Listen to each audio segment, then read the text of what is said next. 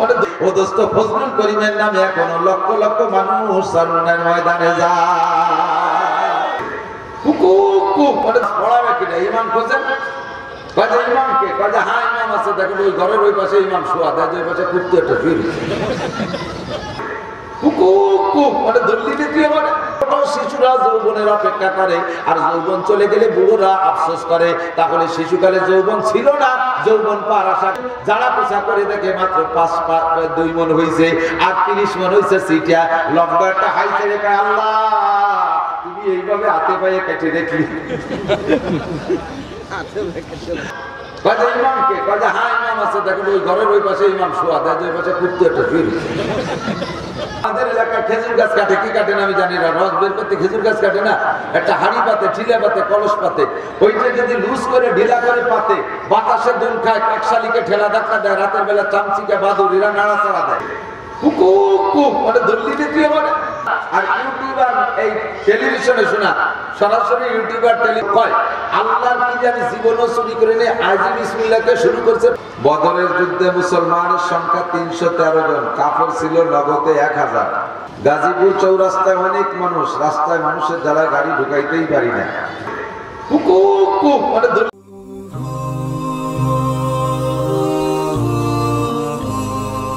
বিসমিল্লাহির রহমানির রহিম ওয়া মাল হায়াতুদ দুনিয়া ইল্লা কালিল ওয়া ইন্নাদ দারাল আখিরাতা লাহিয়াল হায়াওয়ান লাও কানু ইয়ালামুন ইবতানিম খামসান ক্বাবলা খামসিন শাবাবাকা ক্বাবলা হারামিক وصحتك قبل سقمك وفراغك قبل شغلك وغناءك قبل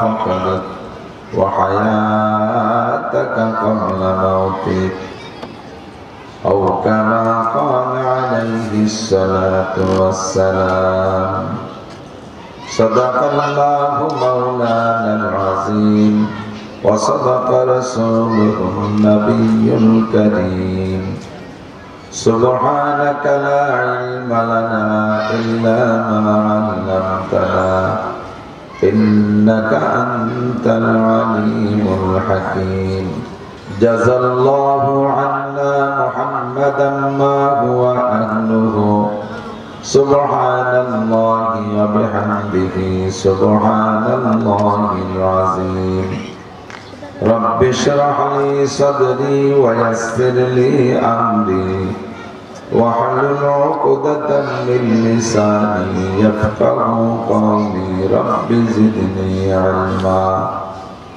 اللهم أرنا الحق حقا وارزقنا اتباعه وأرنا الباطل باطلا وارزقنا اجتنابه সকলে বলি আমিন। মোহাব্বতের সাথে একটু দরুদ শরীফ পড়ে নেই, আল্লাহর রহমত 10 গুণ বেড়ে যাবে।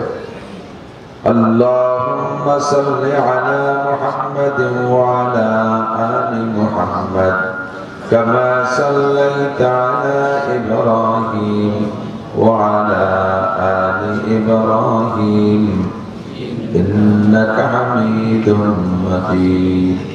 اللهم بارك على محمد وعلى آل محمد إبراهيم إنك حميد مجيد। ঐতিহ্যবাহী মাদ্রাসাতুস সুন্নাহ গাজীপুর ও উম্মাহাতুল মুমিনিন মহিলা মাদ্রাসার উদ্যোগে আয়োজিত আজকের নুরানি কুরআনী মাহফিল। এই মাহফিলের সম্মানিত সভাপতি, এই অঞ্চলের হক্কানি উলামায়ে কেরাম, বিভিন্ন মসজিদ থেকে আগত আলেম মাসাজিদ, প্রাণপ্রিয় উপস্থিতি, আল্লাহ পাক রব্বুল আলামিনের দরবারে শুকর আদায় করি যে আল্লাহ পাক রব্বুল আলামিন এই গাজীপুর চৌরাস্তা এলাকার হাজার হাজার লাখ লাখ ব্যস্ত মানুষের মধ্য থেকে আমরাও ব্যস্ত ছিলাম, সেখান থেকে আমাদেরকে ছুটাইয়া ক্ষণস্থায়ী স্বল্প সময়ের দুনিয়ার মহব্বত অন্তর থেকে বের করে দিয়া চিরস্থায়ী আখিরাতের মহব্বতে, আখিরাতের বিশ্বাসে, জাহান্নামের ভয়ে জান্নাতের আশায়, গুনার ভয়ে সওয়াবের আশায়, গুমরাহির ভয়ে হিদায়াতের আশায়, আল্লাহ তার রাসূল সাল্লাল্লাহু আলাইহি ওয়াসাল্লামের প্রেম ও ভালোবাসা নিয়ে কোরআন হাদিসের কিছু ভালো কথা বলা এবং শোনার ছোট্ট স্বল্প পরিসরে একটা সুযোগ করে দিয়েছেন। শুকর আদায় করি আলহামদুলিল্লাহ। ভাবতে পারি নাই, আমি বুঝতেও পারতেছি না কারণটা কি।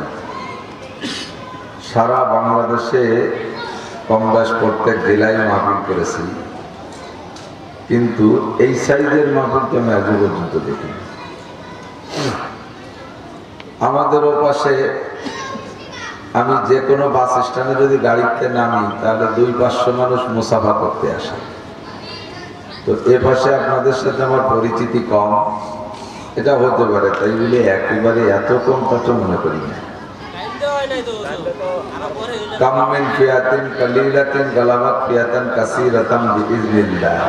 লক্ষ্য করি, তবে অল্প হওয়াতে আমি ব্যক্তিগতভাবে দুঃখিত না। একটা কথা খেয়াল করি, আপনাদেরও লাভ।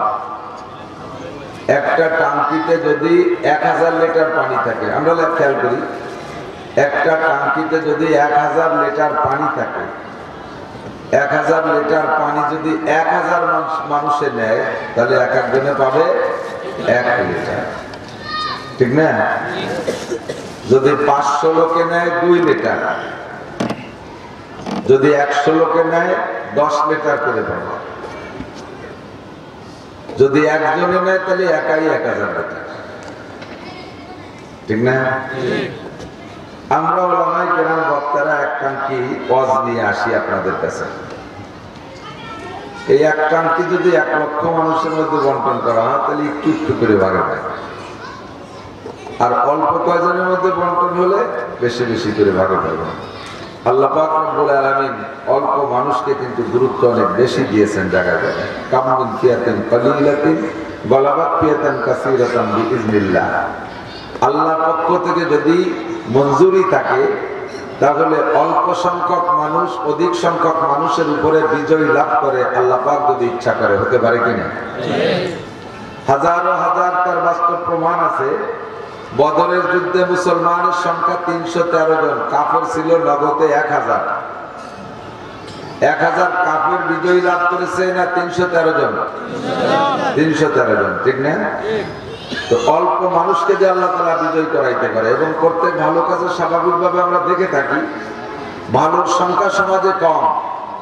এক ইউনিয়নে যদি 20,000 ভোটার থাকে তাহলে চেয়ারম্যান কি 20-30 জন নাকি? চেয়ারম্যান 9টা ওয়ার্ডে মেম্বার, বাছাইকৃত একজন মানুষ চেয়ারম্যান, বাছাইকৃত 9 জন মেম্বার। ভোটার অনেক, সাধারণ মানুষ অনেক, কিন্তু বাছাইকৃত মানুষের সংখ্যা কম। গাজীপুর চৌরাস্তায় অনেক মানুষ, রাস্তায় মানুষের জ্বালায় গাড়ি ঢুকাইতেই পারি না। এত মানুষ টপকা এখানে আসছি, আল্লাহ পাক রব্বুল আলামিন আপনাদের অল্প কয়েকজনকে বাছাই করে সিল লাগাইছে। কোন আলহামদুলিল্লাহ। মাঝে মাঝে এলাকায় খবর নিয়ে থাকেন, জানি, আমরাও দেখেছি, পুলিশই লোক নেয়, আর্মিতে লোক নেয়, লোক নেয় না? তো সরকারের ঘোষণা হলো, পেপার পত্রিকায় পাইলাম, বিজ্ঞপ্তিতে পেলাম 30 জন লোক নেবে, 20 জন লোক নেবে, 20টা ছেলে নেবে। তো 20টা ছেলেকে পুলিশে নেবে, এর উপলক্ষে কি ওই 20 জনই লাইনে দাঁড়ায় না আরো বেশি? একটু কম, 20,000ও দাঁড়ায়, 20,000ও দাঁড়ায়। এলান আর বিজ্ঞপ্তি যত মানুষের কানে পৌঁছেছে, এর ভিতরে বাছাই করা মানুষ, ছোট মোটো বেঢঙ্গা আনফিট না, প্রত্যেকে নিজেকে নিজে আগের থেকে মেপে আসে। পাসপোর্ট 6 ইঞ্চি, 6.5 ইঞ্চি, 7 ইঞ্চি, এভাবে মাইকা মাইকা নিজের বডি টডি সব চেক করেই আসে, সব ফিট। আসছে কতজন? 20,000। লোক নেবে কয়জন? লাইন দিয়ে দাঁড় হয়েছে সব যার যার কায়দায়। যে অফিসার টিম আসছে লোক নেওয়ার জন্য, ওনাদের হাতে একটা সিলও আছে। টিম সব ভিতর দিয়ে হাঁটতেছে, মাথা থেকে পাতালে পর্যন্ত তাকায়, এক নজরে এভাবে তাকায় আর এক নজরে এরকম ঝাঁকি মারে, দেখে হবে না, দেখে হবে না। 20, 30, 40, 50 জনের মাথায় যাইয়া একটা ছেলেকে দেখে চয়েস লাগছে, চোখে লাগছে। অফিসার বললেন একে সিল দাও, একে সিল দাও। তো 20,000 ছেলের মধ্য থেকে সিল খাইছে মাত্র 50 জন। লোক নেবে কয়জন? 20 জন। সিল খাইছে তারপরও 50 জন। আল্লাহ এই 50 জনকে আবার চাকরি দেবে না, চাকরিতে জয়েন দেবে মাত্র 20 জন, আর বাকি 30 জনকে যে কোনো কৌশলে ছাঁটাই দেবে।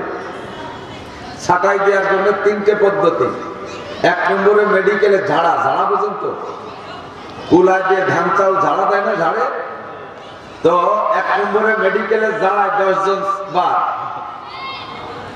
2 নম্বরে রিটেনের ঝাড়ায় আর 10 জন বার। 3 নম্বরে ভাইবার ঝাড়ায় আর 10 জন বার।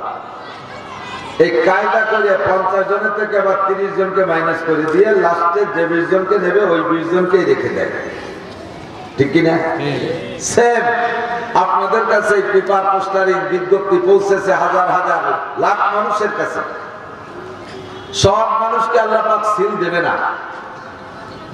দেখতে বড় ফিগারওয়ালা, master, MA, BCS, doctor, engineer, army, BDR, বড় বড় অফিসার, রাজনৈতিক বড় বড় নেতা, দেখতে বড় ফিগারওয়ালা, বহুত বড় বড় আলেম, এদেরকে আল্লাহ পাক সিল দেয় নাই।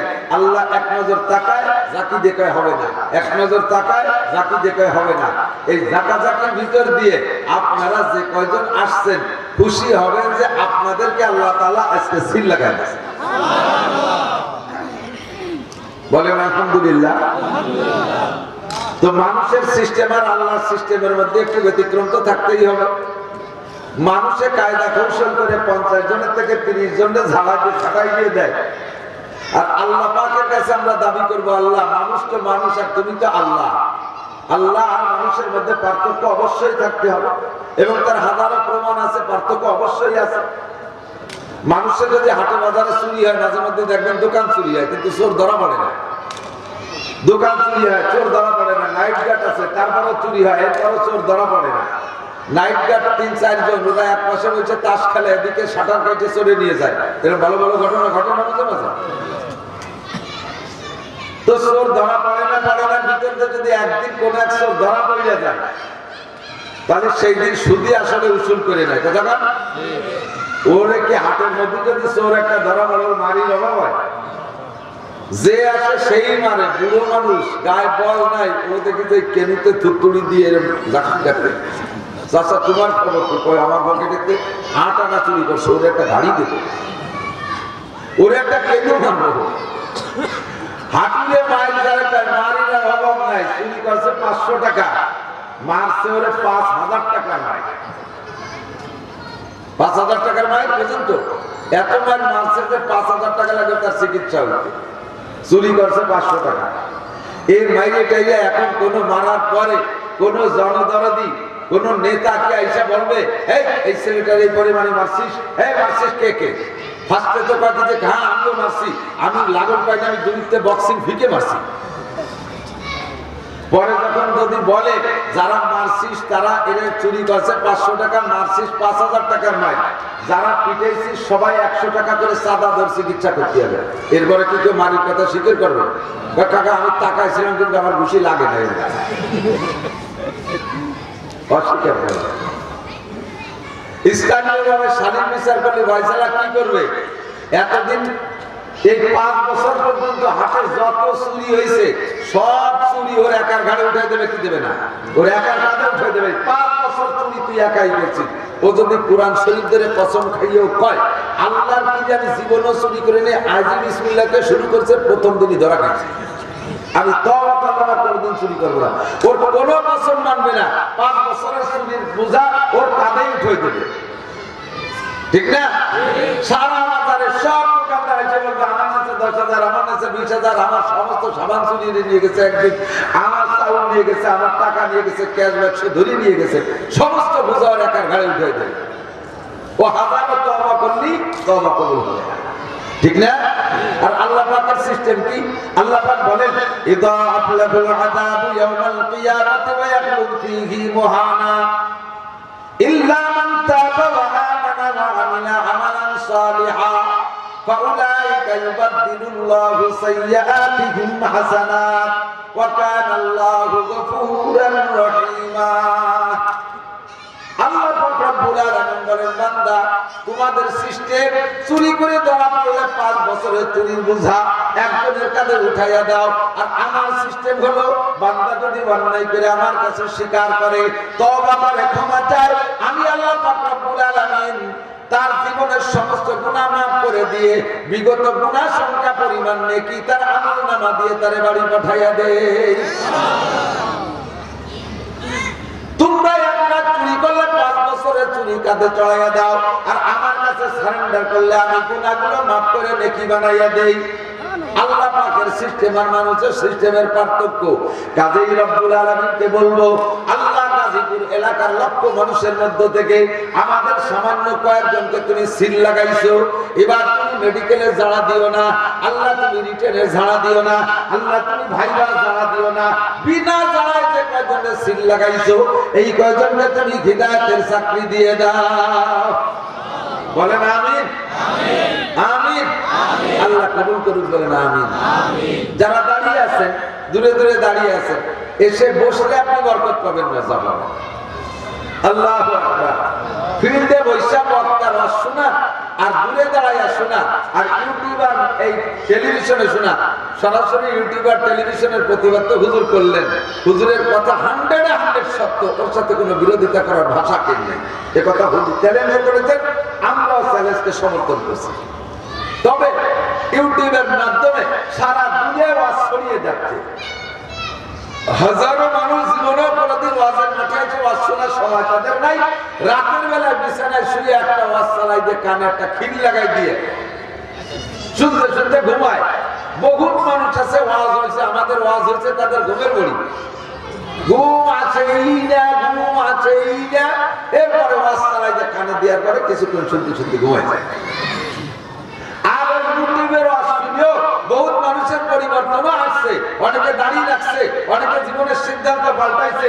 আমার একটা বয়ান আছে, আদর্শ মুসলিম পরিবার, এই বয়ানটা শুই না হাজারো হাজার যুবক আমার সাথে ফোনে যোগাযোগ করে, হুজুর আমি সিদ্ধান্ত নিয়েছি আদর্শ জীবন গড়ব, এখন আমি বিবাহ করার ইচ্ছা করেছি, কিভাবে মেয়ে দেখবো, কিভাবে কি করবো, ওয়াজ সব শুনেছি, আমার একটু আপনার থেকে সরাসরি শুনে নিন। এটা ইউটিউবের ওয়াজের মাধ্যমে আমার এরকম হাজারো লক্ষ শ্রোতা ভক্তবৃন্দ আছে। তবে দোস্ত, সরাসরি ওয়াজ শোনা আর ইউটিউবের ওয়াজ শোনা, আমি বলে থাকি আমাদের দেশি মুরগির পেটের নিচে ডিম দিয়ে বাচ্চা ফুটানো হয়, হয় না? দেশি মুরগির পেটের নিচে বাচ্চার ডিম দিয়ে যে বাচ্চা ফুটানো হয়, ওই বাচ্চার বোধ বুদ্ধি আর জ্ঞান বুদ্ধি, ওর হিম্মত আর সাহস, আর পোল্ট্রির বাচ্চার সাহস আর হিম্মত আর বুদ্ধি কি এক? দেশি মুরগির বাচ্চা তার মায়ের কাছ থেকে প্রশিক্ষণ পায়, মায়ের কাছ থেকে ট্রেনিং পায়, শিয়াল বন্ডিলের হাত থেকে কিভাবে বেঁচে আসতে হবে এর প্র্যাকটিস তার মা তারে করায় দেয়। যার কারণে দেশি মুরগির বাচ্চারে ছেড়ে দিলে, দেশি মোরগ মুরগিরা বাগানেতে চলে গেলে, শিয়াল বন্ডিলেতে ধাওয়া মারলে ও তার সাথে ফাইট করে যে কোনো কায়দায় সেরে আসে, একান্তই যদি না পারে তাহলে ফিলাই দেয়, উড়িয়ে গাছের মাথা চলে, ঠিক না? পোল্ট্রি মুরগি কি লাভ দিয়ে উড়াতে দূরের কথা, 1 ইঞ্চিও উঁচুতে পারে। এই মোরগ শিয়ালের সাথে যুদ্ধ বিগ্রহ করে যখন ফাইটে উঠতেছে না, লাগতে উঠে চলে গেছে, উড়িয়ে গাছের মাথায় যাইয়া মোরগে শিয়াল ব্যঙ্গ করে বাঘ দিচ্ছে, কুকুক কুক মানে ধরলি দিতে হবে। আর মোরগের এই শব্দটা শিয়ালে আবার খুব সাদরে বরণ করে বলতেছে, মুয়াজ্জিন সাহেব আযান যখন দিলেন আসেন নামাজ পড়ি একসাথে। ওর তো খেয়াল নামাজ পড়তে নামলি সেই সময় কুরবানি দিয়ে দেবে ঈদের নামাজের সাথে সাথে। এখন মোরগ চালাক কম না, ও তো দেশি মুরগির মায়ের পেটের থেকে ওর কি বলা হয়, ওর প্রশিক্ষণ, কাজেই ও চালাকি করে কাজে নামাজ পড়াবে কিনা ইমাম খোঁজেন, কাজে ইমামকে কাজে হ্যাঁ ইমাম আছে দেখেন ওই ঘরের ওই পাশে ইমাম শোয়া দেয় ওই পাশে কুত্তে একটা শুয়ে ইমাম সামনে ডাক দেন শিয়ালে উঠি মেরে যে দেখে সে কুত্তে একটা শোয়া লেয়ার নামাই দিয়ে দে দৌড় মোরে বেটা জানটা নামাজ পড়বে না তাও ওযু নাই ওই সময় তার ওযু ছুটে গেছে পোল্ট্রি মুরগিরে সাইডে তিনি শিয়াল মনে আলে ধাওয়া করলে আগায় দেখে যে কে আইছে সেই সময় গলাটা ধরে টানতে নিয়ে চলে যায় কথা কন না তো পোল্ট্রি মুরগির বাচ্চার বুদ্ধি আর মায়ের কোলে থেকে ফুটা বাচ্চার বুদ্ধি একরকম না যেমন বক্তার সামনে বসে আসবে না আর এই মাঝে আপনি ইউটিউবে শুনবেন ওই রকম দেশি মুরগির বাচ্চার পোল্ট্রির বাচ্চার মতো খানিকটা পার্থক্য হবেই কাজেই যারা আশেপাশে আছেন আমার সময় কম কামাই বেশি সময় কম কামাই বেশি তার মানে অল্প নষ্ট করে 50,000 নিয়ে যাবো এ কামাই নাই ব্যস্ত থাকি মনে মনে অনেক শখ থাকে আপনাদের এলাকায় 80 কম আমাদের এলাকায় এক এক থানায় আমি 25টা 30টা করে মাহফিল দিছি যেতে বার করোনার কারণে দূরে যাইতে পারিনি যে সকল প্রোগ্রাম দূরে ছিল হবে কি হবে না সন্দেহ করে তাদের সাথে আলাপ করে অনেকটা পরিবর্তন করে নিজের এলাকায় দিছি প্রত্যেকটা মাহফিলে যদি আমি বলি জোহরবাদ তাহলে জোহরবাদই 10,000 লোক যে কোনো টাইম এনি টাইম এভাবে লোক জমা হয়ে যায় আপনাদের এলাকায় আসতে পারি না কম বাড়ি থেকে আসতে 9 ঘন্টা সময় লাগে এত পরিশ্রম করে এসে ওয়াজের আর ইমেজ থাকে না আল্লাহ তার কারণে ভিতরে অনেক কথা জমে যায় আর অনেক কথা যদি অল্প সময়ের মধ্যে বলতে হয় তখন কি হয়ে যায় গরম হয়ে যায় কথা কারণ গাড়ি ছাড়িয়ে দিচ্ছে আবার পেট ভরেছে যে খাইয়ে রওনা দিতে হবে ওদিকে গাড়ি ছাড়িয়ে দেয় সেই সময় কিন্তু ভালো করে সাবাই খাতে গেলে খাওয়া হবে না এই জন্য সাবানু ছাড়া গিলা না আমার অল্প সময়ের ভিতরে যা বলবো সাবানু ছাড়া গিলা লাগবে একটু কান সতর্ক রাখতে হবে দুনিয়ার সময় কম আমারও যেমন আজকে মাহফিলের সময় কম গোটা দুনিয়ারও আমাদের সময় কম কথা বলেন ঠিক ঠিক না আপনি আমি স্বীকার করি আর না করি যদি কেউ বলেন যে না আমার সময় কম না আমার আপাতত বয়স 25 আমি ইনশাআল্লাহ 150 বছর বাঁচবো এর একটা ওয়ারেন্টি কার্ড আমি পাইছি কইতে পারবেন এমন কেউ আছেন হায়াতের কোনো গ্যারান্টি আছে ওয়ারেন্টি কার্ড আছে মরণের ওয়ারেন্টি আর গ্যারান্টি আছে কথা বলেন ঠিক না মরণের গ্যারান্টি 100 হায়াতের গ্যারান্টি 0 কেউ কি বলতে পারবে না আজকে ফজর পর্যন্ত আপনি বেঁচে থাকবেন একজন মানুষকে আছে হিম্মত করবেওয়ালা যদি কেউ বলে যে হ্যাঁ আমি বাঁচবই আজরাইল কোনোভাবে ও আমাদের গেট দিয়ে ঢুকতে পারবে না আমাদের এসএস লোহার গেট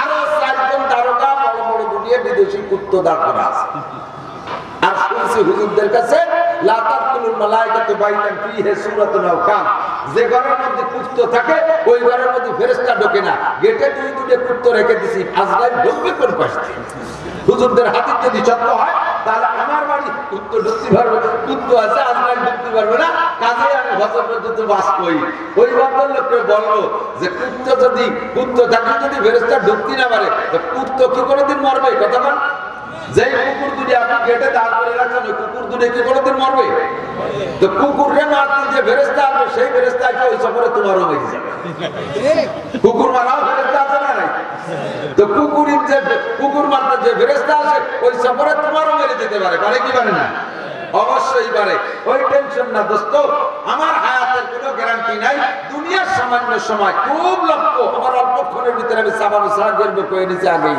সময় কম কামাই বেশি অল্প সময়ের ভিতরে আখেরাত লম্বা টাইম মূল হায়াত আখেরাত দুনিয়া করে হায়াতই না দুনিয়ার নাম আরবিতে বলে হাদিস আর হাদিস কাকে বলে আগে ছিল না এখন আছে আবার থাকবে না এর নামই আরবিতে বলে হাদিস জাহাজ ছিল না আমরা ছিলাম না হাল আতালাল ইনসানু হিনুন মিনাদ দাহরি লাম ইয়াকুন শাইআন মাযকুরা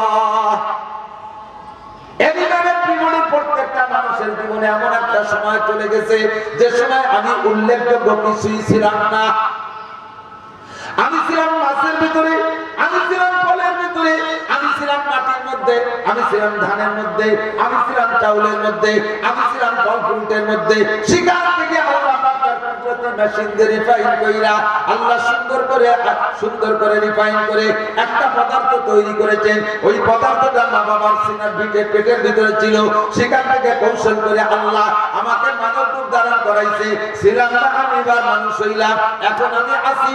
এখানে যারা বসা আছে আমি 100% গ্যারান্টি দিয়ে বললে মিথ্যাবাদী হব না। ছোট থেকে বড় পর্যন্ত যারা এখানে আছে বসা, এখানে যারা বসা আছি, ছোট ছোট নাবালেক পোলা আছে, ওদের দিক লক্ষ্য করে আমি বলি, এখন থেকে আগামী 100 বছরের ভিতরে এই জায়গা যে কয়জন আছি এর একজনও দুনিয়ায় থাকবো না। সন্দেহ আছে? কোন সন্দেহ নাই, একেবারে 100% গ্যারান্টি দেওয়া, ঠিক না? চলে যাবো কোন জায়গায়? যেই জগতের দিকে রওনা দেব দোস্ত, সেই জগৎ শুরু আছে তার শেষ নাই, শুরু আছে তার শেষ নাই। কথা বলুন ঠিক কি না? আমার আল্লাহ বলেন আমাল হায়াতুদ দুনিয়া ইল্লা কালিল, এই দুনিয়া হায়াত কিছুই না মাগার সামান্য, কিন্তু অতি সামান্য। আর আখিরাত কি? ওয়া ইন্নাদ দারাল আখিরাতা লাহিয়াল হায়াওয়ান, আর আখিরাত হলো আসল জীবন, আখিরাত হলো হায়াত, আখিরাত হলো জীবন। ওখানে শুরু আছে তার শেষ নাই। কত শেষ নাই?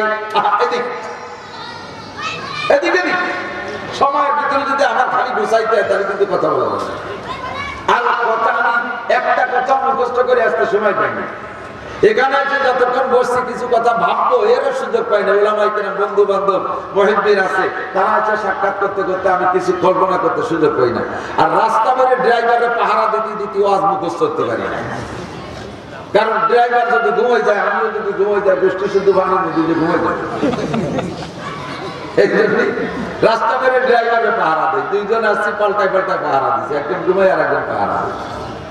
এরপরে আসছে এই গাজীপুর দিয়ে আমাকে এই জায়গায় আসতে যে চলে গেছে চিঠিগাং রোডে, চিনি যেতে সেই ভাঙ্গা চোরা ইটির মধ্যে যেখানে খড় খড় করতে করতে যা মুখস্থ হয়ে আসছিলাম ওই জায়গাটা ভুলে গেছি। এরপরে আসে মোটামুটি ঢুকছি যে অল্প সময়ের ভিতরে আমার এই জায়গা বসার পরে আল্লাহ আমারে ওয়াজ শিখিয়ে দেবে। যদি আপনার চাহিদা থাকে তাহলে আমার কথা আসবে, আপনার যদি চাহিদা না থাকে তা হবে না। আপনাদের এলাকায় খেজুর গাছ কাটে, কি কাটে না আমি জানি না, রস বের করতে খেজুর গাছ কাটে না, একটা হাড়ি পাতে, ঠিলা পাতে, কলস পাতে, ওইটা যদি লুজ করে ঢিলা করে পাতে, বাতাসে দুল খায়, কাকশালিকে ঠেলা ধাক্কা দেয়, রাতের বেলা চামচিকে বাদুড়িরা নাড়াচাড়া দেয়, তাহলে রস তো গাছের থেকে ঠিক মতোই পড়তে তালে আছে। ঢিলাটা যদি, কলসটা যদি লুজ আর ঢিলা হয়, এদিকে বাড়ি খায়, তাহলে রস কি ভিতরে যাবে? রস ভিতরে যাবে? রস পড়িয়েই যাচ্ছে, রস পড়িয়েই যাচ্ছে, কিন্তু ঢিলা ঢিল করে পাতার কারণে রস ভিতরে যায় নাই। সকালবেলা এক গ্লাস এমনিও খাইতে পারবেন না, সকালবেলা এক গ্লাস এমনিও পান করতে পারবেন না, এরপরে রাত সকালবেলা ওই যে ক্ষীর যাও পাকা খেতে পারবেন না, জ্বালাইয়ে গুড়ও পাবেন না। কথা বলেন ঠিক কি ঠিক না? কাজেই আপনার এই বক্তারা খেজুর গাছ, মুখ একটা নালি, এখান থেকে কোরআন হাদিসের রস পড়বে, আপনারা শ্রোতারা ঠিলা কলস, এটা টাইট করে যদি পাতা না থাকে, একবার এদিক একবার ওদিক, মাঝে মাঝে বাদাম, মাঝে মাঝে চানাচুর, মাঝে মাঝে আবার মোবাইল ইত্যাদি করলে, পান খাওয়াই করলে এই অল্প সময়টা নষ্ট হয়ে যাবে, ঠিলের ভিতরে রস ঢুকবে না। আমার অল্প সময়ের ভিতরে আমি যে কথা বলতে চাইতেছি, আখিরাতের হায়াত, অরিজিনাল হায়াত, দুনিয়া হলো ক্ষণস্থায়ী, সীমিত, অতি অল্পক্ষণ। এর একটা দৃষ্টান্ত দিলে আল্লাহু আকবার বুঝতে সহজ হবে। ভালো করে মনে রাখো, যুবক আমার দিক তাকাও। এক ওয়াক্ত নামাজ যদি ছুটে যায়, না পড়েন, এক ওয়াক্ত নামাজ জীবনে ছুটে গেছে, নামাজটা পড়েন নাই, কোনোদিন পড়েন নাই, চলে গেছে তো গেছে। আমার মা ও বোনরা খুব লক্ষ্য, এক ওয়াক্ত নামাজ যদি ছুটিয়ে যায়, যেই নামাজ ছুটে যায় পরে কোনোদিন পড়ে দেন নাই, আল্লাহ রাসূল বলেন এর এক ওয়াক্তের বিনিময়ে তোমাকে 80 হুকবা জাহান্নামে পোড়া লাগবে। 80 হুকবায় কয় বছর? এক হুকবা সমান 2,88,00,000 বছর। এক হুকবা সমান 2,88,00,000 বছর। এবার 2,88,00,000 আপনি 80 দেন, বের হবে 200 কোটি, আরো 30 কোটি, আরো 40 লক্ষ বছর তোমাকে এক ওয়াক্ত নামাজের কারণে জাহান্নামে পোড়া লাগবে।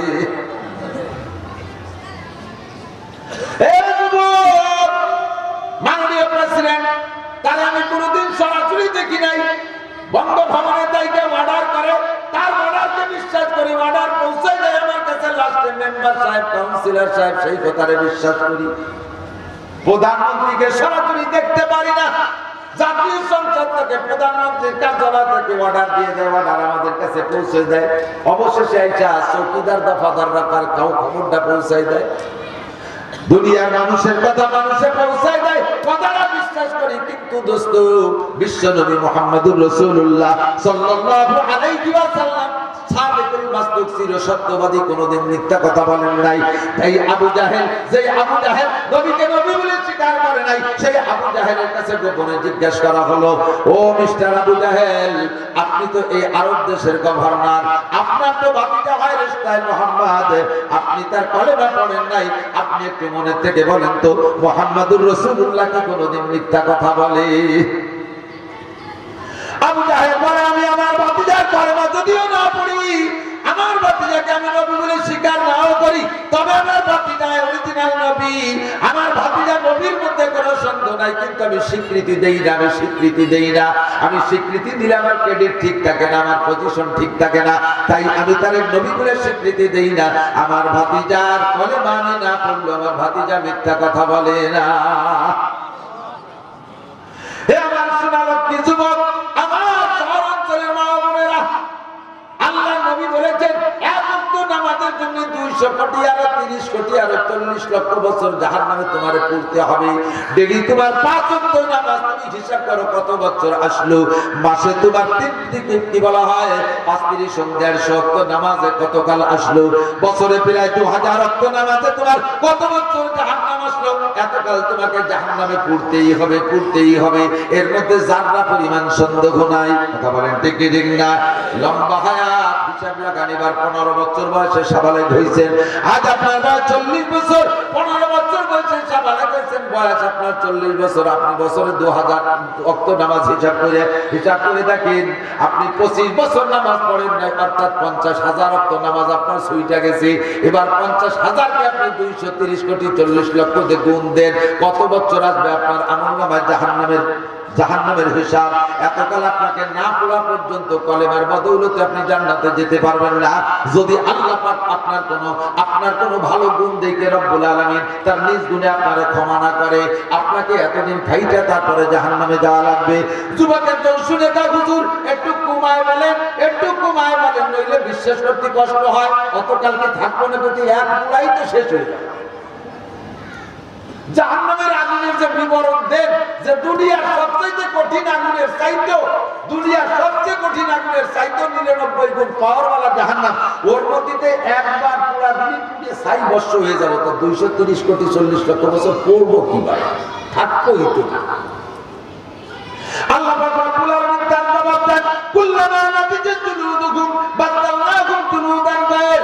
এ মুসলমান জেনে নাও, প্রত্যেক সেকেন্ডে সেকেন্ডে তোমার শরীরের রক্ত মাংস খসাইয়া জাহান্নামের আগুন দিয়ে পোড়াইয়া গায়ের থেকে খুলে দেওয়া হবে। সেকেন্ডে আরেকটা নতুন বডি তোমারে তৈরি করে দেওয়া হবে।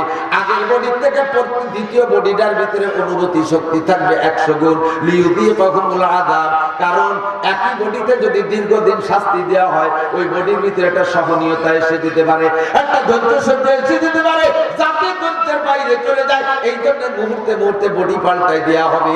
তুমি একথা কখনো ভেবো না, একথা কল্পনা করো না যে তোমাকে একবারে পুরায় ছাই ভস্ম করে দেওয়া হবে। জান্নাতি আর জাহান্নামীদেরকে জান্নাতের মধ্যে, জাহান্নামীদেরকে জাহান্নামের মধ্যে ঢুকাই দিয়া দুই দলের মাঝখানে একটা প্রাণী আইনে আল্লাহ পাক জবাই করবে ফেরেশতাদের মাধ্যমে। আল্লাহ পাক রব্বুল আলামিন যখন প্রাণীটাকে জবাই করবে, জান্নাতীরা জান্নাত থেকে, জাহান্নামীরা জাহান্নাম থেকে ডাইকে বলবে, ইয়া রাব্বানা মা যাবাহতা বাইনানা, রব্বুল আলামিন আমাদের সামনে তুমি কি জবাই করলা? আল্লাহ জবাই করেছিল দুনিয়ায়, শুনেছি জান্নাতের মধ্যে খানা দানার কোনো জবাই টবাই লাগবে না, এগুলো দেখা দেখি নাই, শুধু রান্না করে বুড়া হয়ে সামনে আসবে। আমাদের মাঝে তুমি কি জবাই করলে? আল্লাহ পাক বলবেন, যাবাহতু মাউতাকুম, তোমাদের মরণকে জবাই করে দিলাম, তোমাদের মরণের জবাই হয়ে গেছে, মরণকে মাইরা দিছিলাম। এরপরে তোমরা কোনোদিন মরবা না। জান্নাতীরা বিশাল নিয়ামত পাইয়া খুশিতে তারা উল্লাস করবে, এত বড় নিয়ামত কোনোদিন মরব না, লম্বা টাইম ব্যবহার করতে পারবো। আর জাহান্নামীরা যখন শুনবে আমাদের আর মরা লাগবে না, আমাদের এই জাহান্নামের মধ্যে আর মরণ নাই, আজীবন অনাদি অনন্ত কালের মধ্যে থাকবো, তখন তারা আফসোস করে বলবে, ওয়ায়াকুলুল কাফিরু ইয়া লাইতানি কুনতু তুরাবা। এই জাহান্নামীরা তখন আফসোস করে বলবে, আরে আমাদের পুরা কপাল যদি আজকে মাটিও হয়ে যাইতাম আর আমাদের উঠা না লাগতো তাহলে আমাদের ভাগ্যের বিষয় ছিল, আমাদের আর কোনোদিন মরণ হবে না। ও দোস্ত, আখিরাতের লম্বা টাইমের একটা দৃষ্টান্ত দিতে গিয়ে আমরা বলে থাকি, আব্দুল হক মুহাদ্দিস দেহলভী রাহমাতুল্লাহ আলাইহি বলেন, আখিরাত কত? আখিরাত কত লম্বা? কয় কি এই জমিন থেকে প্রথম আসমানের দূরত্ব কত মাইল? এটা আমরা মাইল দিয়ে মেপে পারবো না। হাদিসের ভাষায় বলে 500 বছরের পথ। 500 বছর কিসের পথ? কোন যানবাহন পরিবহনের নাম বলা হয় নাই। কোন যানবাহন পরিবহনের 500 বছর? পায়ে হাঁটার 500 বছর, নাকি বাইসাইকেলের 500 বছর, না নসিমন পরিবহনের 500 বছর, না মোটরসাইকেলের 500 বছর, না বিমানের 500 বছর, না রকেটের 500 বছর? এই 500 বছরের হিসাব কেন কোন যানবাহন তা আল্লাহ রাসূল বলেন নাই, বলেছেন 500 বছরের পর হতে পারে এই দুনিয়ায় অবশেষে প্রযুক্তির কালে সবচাইতে দ্রুতগামী যেই যানবাহন তৈরি হবে, ওই যানবাহন 500 বছর চললে যত দূর যাইতে পারে, প্রথম আসমান জমিন থেকে প্রায় অত দূরে। ও দোস্ত, বর্তমান প্রযুক্তির রকেটের খবর যেটা আমরা জানি, এই রকেট ঘন্টায় চলে 30,000 কিলোমিটার। ঘন্টায় 30,000 কিলোমিটার যদি চলে, তাহলে 500 বছরে কত মাইল পথ যাবে? কত কোটি মাইল পথ যাবে? জমিন থেকে প্রথম আসমানের দূরত্ব চতুর্দিক দিয়ে এই পরিমাণ ফাঁকা। আব্দুল হক মুহাদ্দিস দেহলভী বলেন, এই জমিন থেকে আসমানের এই বিশাল ফাঁকা জায়গাটা যদি সরিষাতে ভরপুর করে দেওয়া হয়, এই তাহলে সরিষার সংখ্যা কত হবে? সারা দুনিয়ার সমস্ত মানুষ আমরা জীবন ভরে গণনা করে শেষ করতে পারবো না। কথা বলুন ঠিক কি ঠিক না? এই বিশাল সরিষা ভান্ডার ভরে দিয়া, পাশে বিশাল একটা মাঠ বানাই দিয়া, আল্লাহ পাক যদি একটা পাখিরে মোতায়েন করে, হে পাখি তুমি এই সরিষা ভান্ডার থেকে একটা করে সরিষা নিয়ে ওই জায়গায় রাখবা। পাখিতে রব্বুল আলামিন ডেইলি কয়টা করে সরিষা নেব? আল্লাহ কা ডেইলি কোন সরিষা নেবা না, সপ্তাহে নেবা না, মাসেও নেবা না, বছরেও নেবা না, শতবর্ষেও নেবা না। প্রত্যেক 1000 বছর পর, এখান থেকে একটা সরিষা নিয়ে ওই মাঠে নিয়ে রাখবা। হে মুসলমান, তাহলে এই সরিষা ভান্ডার থেকে ওই সরিষা সরাইতে 1000 বছর পরে এক একটা সরিষা নিতে কত বছর লাগবে? আব্দুল হক মুহাদ্দিস দেহলভী রাহমাতুল্লাহ আলাইহি বলেন, নিতে তারপরও কোন না কোন একদিন এই বিশাল সরিষা ভান্ডার শেষ হয়ে যাবে, কিন্তু বন্ধু আখিরাতের বছর শেষ হবে না। আল্লাহু আকবার। নবী বলেন, তুমি বার হিসাব করো দুনিয়া তোমার কতটুকু। একটা লোক যদি 70-80 বছরের হায়াত পান, তাহলে ওই লোকটাকে ধরে নেওয়া হয় আখিরাতের লম্বা বছর আর লম্বা মিনিট আর লম্বা সেকেন্ডের তুলনায় 2-2.5 থেকে 3 সেকেন্ড আপনি টাইম পেয়েছেন। দুনিয়ার 70 বছরের হায়াত 2.5 থেকে 3 সেকেন্ড, আর আখিরাতের অনন্তকাল।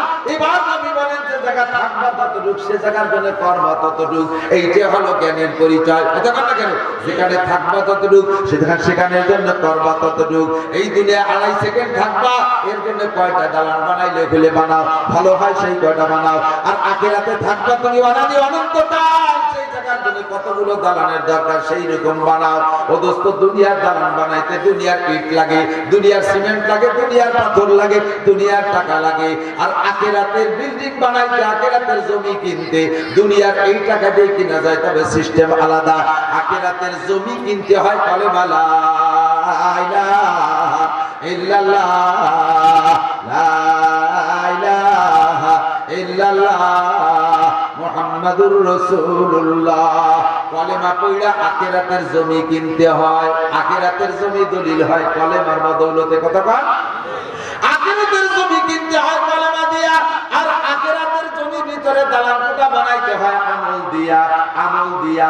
আপনি যদি কোরআন শরীফের এক খতম কোরআন শরীফ পড়েন, আল্লাহর কসম নবী বলেন, তোমাকে জান্নাতের মধ্যে কোরআন শরীফের আয়াত সংখ্যা পরিমাণ তালা বিশিষ্ট বিল্ডিং বানাই দেয়া হবে।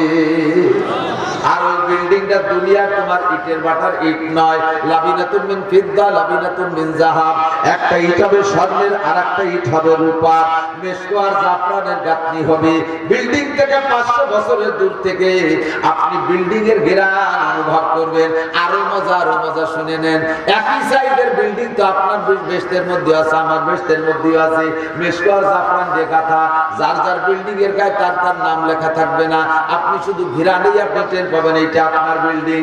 এবার আপনার বিল্ডিং ও বেশ করে দেখাতনি, আমার দাও বেশ করে দেখাতনি, আপনার দাও গিরান আছে, আমার দাও গিরান আছে, চেনবো কি কইরা? এই একই জান্নাতের মধ্যে লক্ষ লক্ষ কোটি কোটি বিল্ডিং থাকবে তার ভিতরে বন্ধু প্রত্যেকের বিল্ডিং এর ঘিরান হবে আলাদা আলাদা। একতলার ভিতরে কয়টা রুম হবে আর কয়টা কি হবে, কয়টা রুম হবে, কয়টা সেকশন হবে। ভাই আপনার দুনিয়ায় আব্বা মা থেকে নিয়ে যত আপনজন আছে, আব্বা মা, দাদা দাদি, নানা নানি, শ্বশুর শাশুড়ি, আত্মীয় স্বজন, পাড়া প্রতিবেশী, বন্ধু বান্ধব, উস্তাদ চাকরাত, পীর মুর্শিদ, ছাত্র ছাত্র ভাই, কর্মজীবনের বন্ধু সাথীরা, যার সাথে রাস্তাঘাটে জীবনে একটা দিন বন্ধু সুলভ গল্প করেছেন, এক জায়গায় বৈশা খুশিতে খুশিতে একটু চা পান খাওয়া খাই করেছেন, এই মানুষগুলো যদি সব জান্নাতি হয়, আর এই সমস্ত মানুষ আপনার বাড়ি মেহমান হইলে প্রত্যেককে একতলার ভিতরে ভিন্ন ভিন্ন রুমে বসাই দিয়া, প্রত্যেককে ভিন্ন কক্ষে বসাই দেওয়ার পর একতলার ভিতরে আরো কক্ষ অবশিষ্ট থাকিয়া যাইবে। এত বড় বিল্ডিং হবে আপনার কোরআনের ওসিলায়। আপনি যদি শুধু সূরা ফাতিহার হাফেজ হন, শুধু সূরা ফাতিহা পড়েন আর কিচ্ছু পারেন না, খালি আলহামদুলিল্লাহ সূরা পড়েন, আপনার বিল্ডিং হবে 7 তলা, সাথে ইন্না তাইনা পারেন 10 তলা, এর সাথে কুলু সূরাটা পারেন, ওতে আছে 4 আয়াত 14 তলা, এর সাথে নাস পারেন, ওতে আছে 6 আয়াত 20 তলা, এর সাথে ভালাক পারেন, বাস আয়াত লাগা গেল, ওতে আছে 5 আয়াত 25 তলা। হাফেজে কোরআন, আলেমে কোরআন যারা, তাদের বিল্ডিং হবে জান্নাতের মধ্যে সবচাইতে বড় 6646 তলা। একটা না, একজন হাফেজ হইতে তার জীবনে কমপক্ষে 1000 বার না পড়লে হাফেজ হইতে পারে না। যত খতম করছে অতটা দালান হবে হাফেজের নামে। তাহলে আমরা সাধারণ পাবলিক জীবন করে গায়ে গুয়ে একটা খতম করি, আমাকে কি একটা দালান করে বড় দালান হবে না? হ্যাঁ, অবশ্যই।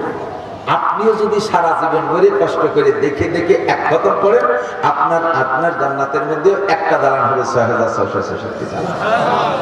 একদিন শুনলাম যে খালি হাফেজদের হবে, এখন তো পাবলিক কোরআন শরীফ পড়না লাগে দিয়ে দিলেন দালান। দালানকে আপনাদের বাড়িতে দিচ্ছেন না আল্লাহ নিজেই দেন? আল্লাহ দেয়, আল্লাহ রাসূল ঘোষণা দিয়েছেন ইকালুল সাহিবুল কুরআন, কুরআন ওয়ালাকে বলা হবে। বলেন কুরআন কাকে বলা হবে? ইকালুল সাহিবুল কুরআন, কুরআন ওয়ালাকে বলা হবে। ইকরা পড়ো, বার্তাকি চলো, উর্দুতে বলে পড়তে রহো আর চলতে রহো, পড়তে থাকো আর চলতে থাকো। ইকরা বার্তাকি ওয়ারাতিল কামা কুনতা তুরাতিলু ফিদ দুনিয়া ফাইন্দা মানজিলাকা ইনদা আখিরি আয়াতিন তাকরাউহা। দুনিয়ায় যেমন কণ্ঠ দিয়ে কোরআন শরীফ পড়তে বান্দা, এই এদিক তাকান, দুনিয়ার অন্য বই পড়তে গেলে কিন্তু সুর আসে না, আসে নাকি? আর কি পড়তে গেলে, কোরআন শরীফ পড়তে গেলে যা যতটুকু সুর আছে দেখবেন, কোরআন শরীফ পড়তে গেলে সুরটুকু আসে। দুনিয়ার কোন বই পুস্তক পড়তে গেলে জুল আসে না, জোলে নাকি? টেবিলের পর বই থাকে, একভাবে দেন খেয়ালের সাথে দেখে দেখে পড়ে। আর কোরআন শরীফ আরবি সামনে দিয়ে সাথে সাথে পড়ার আগে জুল শুরু হয়। দেখছেন না? একজনে এক পণ্ডিত কয়েক হুজুর, এই আপনাদের ছেলেগুলো কোরআন শরীফ পড়ে জ্বলে, এই জ্বলতে জ্বলতে তো মাথার গিলু নড়ে যাবে, মাথার মগজ নড়ে যাবে, তো মুখস্থ করতে পারবে না। আমরা বললাম যে মগজ নড়তি 3 বছরে হাফেজ হয়ে গেছে, 2 বছরে হাফেজ হয়ে গেছে, 1 বছরে হাফেজ হয়ে গেছে, 30 পারা, 6 মাসে হাফেজ হয়ে গেছে, 1 মাসে হাফেজ হয়ে গেছে। গিলু নাড়াই সরাইয়া, আর তোমাকে কয়জন গিলু নড়ে না, ধ্যান খেয়ালের সাথে বসে পড়ে, ওরা কয় পারা মুখস্থ আছে? একখান বাংলা বই এত যে বিনা মুখস্থ করে শুনতে পারবে, আছে কেউ কথা বলেন? আছে। এই গিলু নড়তি নড়তে তার জ্বলে কে? আমরা তো বাংলা বই পুস্তক পড়াশোনা শুনি না, ওরা জ্বলে কে? আমাকে জ্বলে কে বোঝেন না? এই কোরআন শরীফের বিশাল ওজন।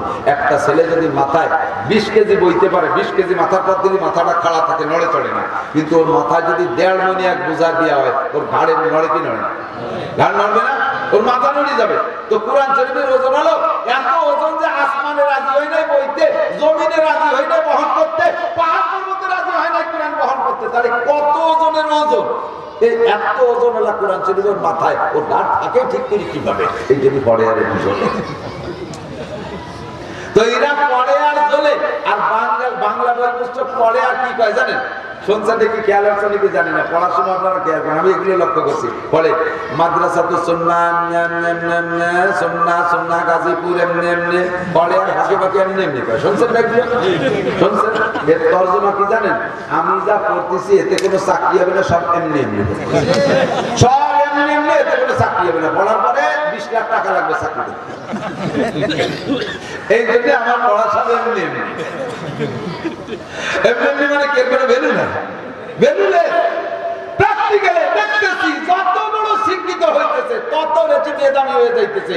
মেয়েদের মতো, মেয়েদের যদি অল্প বয়সে বিয়ে দেওয়া যায় তাহলে যৌতুক কম লাগে, বলতেছি আর ভালো থাকে, মোটেই লাগে না। মেয়েরা যত বয়স বাড়ে আজকে আরো নষ্ট হতে থাকে আর তাদের দাম কমতে থাকে, বেশি যৌতুকের টাকা বেশি লাগে। কথা বল ঠিক না? সাধারণ শিক্ষিত মূর্খ মানুষ চাকরি করতে গেলে তার কোনো ঘুষ লাগে না, সার্টিফিকেট নেই, যা পারে করি খালো, গার্মেন্টস যেখানে যেরকম পারে। আর যত বড় শিক্ষিত হয় তত দাম কমে। ম্যাট্রিক পাস করে চাকরি করতে গেলে 2 লাখ, বিএ পাস করে চাকরি করতে গেলে দাম আরো কমে গেছে, এবার লাগবে 6 লাখ।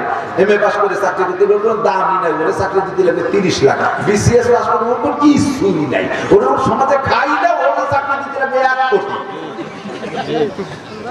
যৌতুক খালি বাড়ে, খালি বাড়ে।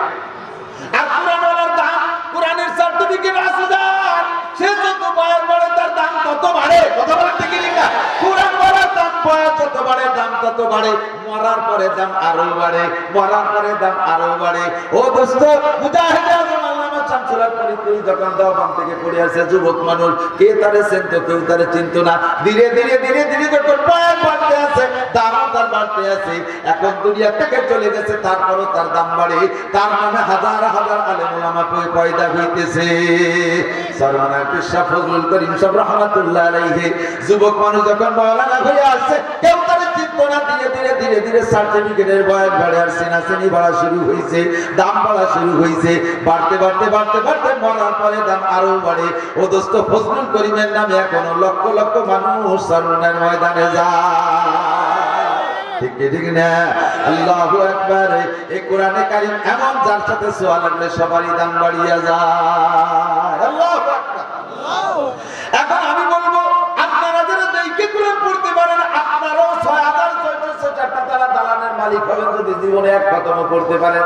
একটা দালানের মালিক হবেন। পাইলেন কোন জায়গায়? আল্লাহ রাসূল বলেন কোরআন ওয়ালাকে বলা হবে। কোরআন ওয়ালা কাকে বলে? আমার দিক তাকান, স্বল্প সময় ভালো ব্যাখ্যা দিতে পারতেছি না। কোরআন ওয়ালা কাকে বলে? আপনাদের ঢাকা শহরে বহুত রিকশা চলে, এই রিকশা যারা চালায় সবাই কিন্তু রিকশার অরিজিনাল মালিক না। একজন মালিক আছে 100 খান রিকশার মালিক, ওর থেকে মানুষের রিকশা যারা চালক তারা ভাড়া নিয়ে চালায়, চালায় না? ভাড়া নিয়ে চালায়। 100 খান রিকশা যে লোকটা তৈরি করছে তার নামে 100 খান রিকশার রেজিস্ট্রেশন। ওই রিকশার মূল মালিক 500 টাকা ভাড়া দেয়। ফেসবুক আর ইউটিউবে কত পয়সা সব দিছে, তুমি আমার রাস্তায় দাও, কেউ কাটে 50,000 টাকা ইনকাম আছে, সেই লোকটা নিশ্চয়ই নিজে একটা রিকশা চালায় না। কথা কোন ঠিক ঠিক না? কিন্তু 100 খান রিকশার মালিক ভদ্রলোক, উনি আব্দুল খালেক মোল্লা। আব্দুল খালেক মোল্লা যদি এবার আপনাদের বাজারে বের হয়, এই এলাকার কেউ কি তারা রিকশাওয়ালাকে ডাকে? কথা কারা বোঝেন? ওই অরিজিনাল রিকশার মালিক যে, সে যদি রাস্তায় আছে তারে কি করবে? রিকশাওয়ালা দাঁড়াও বলবে। যদি রিকশাওয়ালা দাঁড়াও তাহলে আব্দুল খালেক মোল্লার প্রভাব যদি থাকে, ওরে রাখবে। বক্স সিন্ধর দাঁত ভেঙে ফেলে দেবে আমি রিকশাওয়ালা। আসলে কিন্তু উনি রিকশাওয়ালা। কথা বল না, উনি রিকশাওয়ালা। বিমান কিনলি সে সময় বিমানওয়ালা, তাতে মান যায় না। বিমানের মালিককে বিমানওয়ালা করে ডাক দিলে ইজ্জত বাড়ে, বাসের মালিককে বাসওয়ালা করে ডাক দিলে ইজ্জত বাড়ে, রিকশার মালিককে রিকশাওয়ালা পরিবার আরো বলবে। বক্সিনি দাঁত ভাঙি হলে তাহলে অরিজিনাল মালিক যে তারে কি রিকশাওয়ালা পায় না? ওর কাছ থেকে যেই লোকটা ভাড়া চালানোর জন্য রিকশা একখান ভাড়া করে নিয়ে রাস্তায় গেছে, রিকশাওয়ালা করে তারে মানুষে ডাকে কি ডাকে না? হ্যাঁ, রিকশাওয়ালা দাঁড়া। আসলে কি তার নামে রেজিস্ট্রেশন নাকি? ও কি টাকা দিয়ে বানাইছে নাকি? রিকশা হাতে করে করে তাতেই তারে রিকশাওয়ালা বলে। এইটা যদি বলে সহি হয়, তারপরে হাফেজ হওয়া লাগবে না, মুফতি হওয়া লাগবে না, মাওলানা হওয়া লাগবে না। ও বন্ধু, আপনি জেনারেল শিক্ষিত, ডাক্তার, ইঞ্জিনিয়ার, পুলিশ, মিডিয়ার, আর্মি যাই আছেন না কেন, আপনিও যদি কোরআন হাতে করে কোরআন পড়েন, আপনিও কোরআন হাতে থাকার কারণে আপনার নামও কোরআনওয়ালা। ইবালুল সাহিবুল কোরআন। আপনি যদি কোরআন হাতে নিয়ে খতম করেন, আল্লাহ পাক আপনার 6666 দালানের মালিক বানাই দিবে। মনে মনে নিয়ে রাখবেন, আল্লাহ আমি কোরআন পড়তে পারি, তরজমা জানি না, আমি উলামায়ে কিরামের কাছ থেকে শুনে এর তরজমা শিখবো আর এই অনুযায়ী আমল করব। চেষ্টা চালিয়ে যাবেন, কোরআনের পড়া আর আমল করার উপরে আপনি চেষ্টা চালিয়ে যাইবেন। আল্লাহ পাক কিয়ামতের ময়দানে আপনাকে হাফেজে কোরআন বানাই দিবি। আপনি এক একটা করে আয়াত পড়বেন আর এক একটা দালানে চলতে থাকবেন। এইটা হলো কোরআনের ফজিলাত। দুনিয়ায় বসে আপনি ঈমান দিয়ে কলেমা দিয়ে জান্নাতের জমি দলিল করবেন, আর আমল দিয়ে আপনি তার ভিতরে দালান কোঠা গাড়ি বাড়ি বানাবেন, আর গাছ লাগাবেন কি দিয়া? এই জান্নাতের মধ্যে গাছ লাগাতে হবে, খালি দালান নিতে আবার ভালো হয় না। হাদায়েকা বাহজা, সুন্দর মনোরম বাগ বাগানও থাকতে হবে জান্নাতের মধ্যে, নাইলে মজা হয় না। এবার জান্নাতের গাছ লাগাবেন কি দিয়া? দুনিয়ায় বসে যতবার সুবহানাল্লাহ বলবেন জান্নাতের মধ্যে অতগুলি গাছ লাগানো হইয়া যায়। সুবহানাল্লাহ, আল্লাহু আকবার। ফলে ফুলে ভরা সবাইকে সময় পেলে আমরা শুধু গাছগুলো লাগাই থুয়ে যাই। আল্লাহ, ও দোস্ত, এই অল্প সময়ের ভিতরে আমার আখিরাতের বাগানটারে ভর্তি হবে, রাজি আছেন না? স্বল্প সময়ের ভিতরে হাতে হাতে কয়েকটা আমল শিখিয়ে দিয়ে যাই। আল্লাহু আকবার। আমার নবী বলেন, ইগতানিম খামসান ক্বাবলা খামসিন শাবাবাকা ক্বাবলা হারামিক। ও মুসলমান, জান্নাতের এই জমি তো তুমি কলেমাতে দলিল করছো, এবার ওর মধ্যে তুমি গাছ লাগাইবা, দালান বানাইবা। তার জন্য তোমাকে আমি সুযোগ দিয়েছি। তোমার ডান হাতে 5টা আঙ্গুল তোমার পজিটিভ, আর বাম হাতের আঙ্গুল 5টা তোমার নেগেটিভ। এই পজিটিভ আবার করোনা পজিটিভের মতো না। করোনার নামে পজিটিভ, আমি তো বুঝে উঠতে পারি, মানে করোনার পক্ষে হইছে, এর নাম যদি করোনা পজিটিভ, আমাকে তো নেগেটিভ। একজনের যদি করোনা হয় তাহলে ওই লোকটার জন্য নেগেটিভ না, করোনা নিজের পজিটিভ আর আমার তো নেগেটিভ। আপনার ডান হাতের 5টা আঙ্গুল পজিটিভ, আর বাম হাতের 5টা আঙ্গুল আপনার নেগেটিভ। হ্যাঁ যুবক, আমার দিক তাকা, মনে রাখো, আমার পয়চালা বাপ ভাইরা খেয়াল করেন। এই 5টা আপনার পজিটিভ আর এই 5টা আপনার নেগেটিভ। নেগেটিভ আমাদের এর ভালো লাগে না, পজিটিভ সবার ভালো লাগে। 5টা পজিটিভ কি? 1 নম্বরে যৌবনকাল, 2 নম্বরে সুস্থতা, 3 নম্বরে সম্পদ, 4 নম্বরে ঝামেলা মুক্ত অবস্থান, 5 নম্বরে আমার হায়াত। কথা বলেন ঠিক কি ঠিক না? ও দোস্ত, যৌবনকাল ভালো লাগে না এমন কোন মানুষ আছে নাকি? যৌবনকাল সবার ভালো লাগে। 80-90 বছর হায়াতের ভিতরে সবচাইতে ভেরি ভেরি ইম্পর্টেন্ট টাইম, অত্যন্ত মূল্যবান আর মজার টাইম হলো যৌবনকাল। যৌবন সকলেরই ভালো লাগে। ছোট শিশুরা যৌবনের অপেক্ষা করে, আর যৌবন চলে গেলে বুড়োরা আফসোস করে।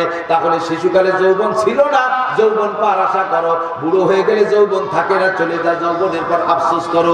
যৌবনকে ধরে রাখতে জন্য যত প্রকার ঔষধ আছে আর মাল ম্যাটেরিয়ালস আছে সব ব্যবহার করো।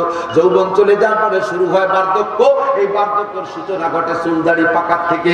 40 বছর পার হয়ে যাওয়ার পরে যেদিন 1 দিন 2 দিন বেশি হয়ে যাবে, সর্বপ্রথম তোমার যৌবনের উপরে, তোমার এই যৌবনের উপরে আক্রমণ করবে কি দিয়া? 1 নম্বরে সিগন্যাল দেবে, তোমার চোখের পাওয়ার দুর্বল হবেই হবে। চোখের উপরে তোমার 1 নম্বর আক্রমণ হবে। চোখের উপরে তোমার সিগন্যাল আসবে, তোমার বার্ধক্যের 40 বছর পার হওয়ার পরে চোখের উপরে সিগন্যাল আসবে তুমি বুড়ো হওয়া শুরু হয়ে গেছো। 40 বছর পার হওয়ার পরে তোমার 2 নম্বর সিগন্যাল আসবে যৌবনের উপরে। 40-এর আগে যে পরিমাণ তোমার শক্তি ছিল অভ্যন্তরীণ, 40 পার হওয়ার পরে তা থাকবে না, কমবেই কমবে, কমবেই কমবে। 3 নম্বরে যৌবন 40 বছর পার হওয়ার পরে তোমার বার্ধক্যের সিগন্যাল আসবে, চুলদাড়ি পাকাপাকি। আবার এই চুলদাড়ি পাকে কোন জায়গায় দোস্ত? মরণের চিঠিপত্র যেখান দিয়ে আসা যা করে। লক্ষ্য করেছেন নাকি আমি জানি না, যাদের চুলদাড়ি পাইকা গেছে অল্প সংখ্যার নিয়ত লক্ষ্য করে দেখেন আপনার শরীরের ভিতরে কোন জায়গার লোম আগে পাকছে। সর্বপ্রথম লোম পাকে নাকের ভিতরে, সবচেয়ে আগে নাকের মধ্যে, যদিও সংখ্যায় কম, একটা হলেও নাকের মধ্যে আগে পাকে। কারণ জানটা যাতায়াত করে নাকের মধ্যে দিয়া, ওই জায়গা চিঠি দিয়ে গেছে তোমার মরণের খবর। 2 নম্বর চুল পাকে তোমার কানের গোড়ায়। দেখেন, লক্ষ্য করে দেখেন, কানের কাছের চুল আগে পাকে, মাথার ছাদের উপরে চুল পরে পাকে, কানের কাছের চুল আগে পাকে। কারণ মানুষের খবর কান দিয়ে শোনে, এর কারণে কানের কাছের চুল আগে পাকে। তোমার নাকের মধ্যে খবর দিয়ে গেল, কানের কাছে চিঠি দিয়ে গেল 40 পার হওয়ার পরে। ও যুবক, তোমার যৌবন কিন্তু ফিরে নেওয়া শুরু হয়ে গেল। আশাবাস সগীরা ওয়া আফনাল কাবীর, আশাবাস সগীরা ওয়া আফনাল কাবীর, কাকুল গদাতে ওয়া মারুল আসি। একসময় শিশু ছিলা, এরপরে তোমার যৌবন আসলো, চলিয়া গেল যৌবন, আসে গেল তোমার বার্ধক্য। এই যৌবন কালটারে তুমি মূল্যায়ন করো। বার্ধক্য আসার আগে এ আমার ঢাকা গাজীপুরের যুবকরা লক্ষ্য কর, সোনা লক্ষ্মী, বুড়ো হয়ে গেলে পারবি না ওই সব কাজ যেগুলো এখন তুমি পারো। যৌবনে গুনাহ যেমন বেশি করা যায়, অন্যায় যেমন বেশি করা যায়, যৌবনে ইবাদতও বেশি করা যায়। কথা বলেন ঠিক কি ঠিক না?